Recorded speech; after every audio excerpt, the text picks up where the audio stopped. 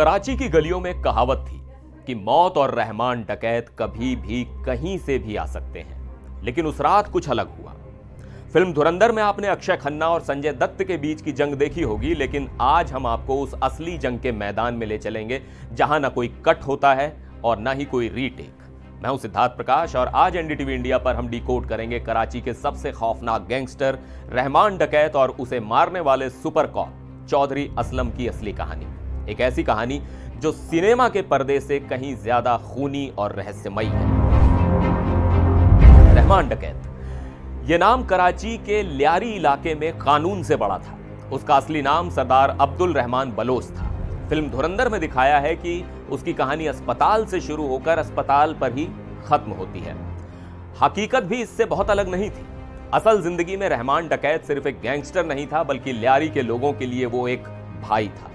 एक ऐसा robin hood जो ड्रग्स के धंधे से पैसा कमाता था, लेकिन उसी पैसे से गरीबों की मदद करता था। लेकिन पुलिस की फाइलों में वो एक ऐसा मुजरिम था जिसने कराची को बंधक बना रखा था। उसके खिलाफ हत्या, अपहरण और पुलिस पर हमले के सैकड़ों मामले दर्ज थे। साल 2009 तक आते आते रहमान डकैत पाकिस्तान सरकार और पुलिस के लिए एक सिरदर्द बन चुका था। उसे पकड़ना नामुमकिन माना जाता था क्योंकि पूरा लियारी इलाका उसकी ढाल बनकर खड़ा रहता था।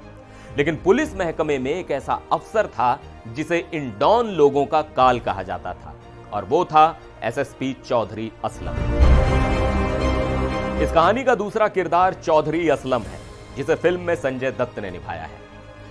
असल जिंदगी में चौधरी असलम को कराची का एनकाउंटर स्पेशलिस्ट कहा जाता था।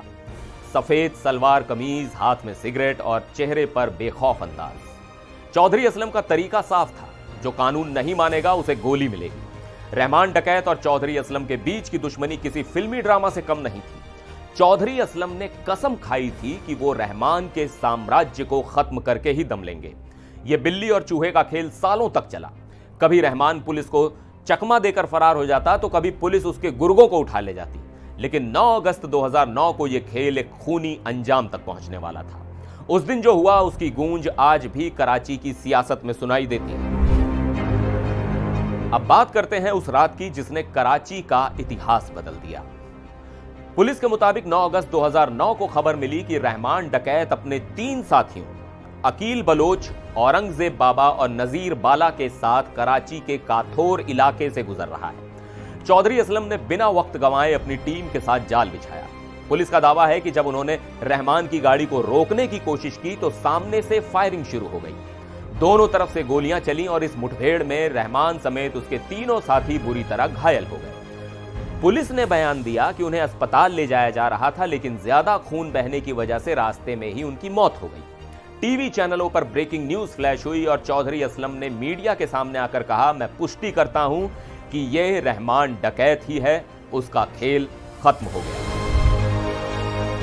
लेकिन कहानी यहां खत्म नहीं होती। असल सस्पेंस तो यहां से शुरू होता है। रहमान डकैत की पत्नी और उनके समर्थकों ने पुलिस की इस कहानी को सिरे से खारिज कर दिया। रहमान की पत्नी ने सिंध हाई कोर्ट में याचिका दायर कर एक सनसनीखेज दावा कर दिया। उन्होंने कहा कि उनके पति को 9 अगस्त को बलूचिस्तान के तुर्बत से अगवा किया गया था, जहां वो एक बिजनेस मीटिंग के लिए गए थे।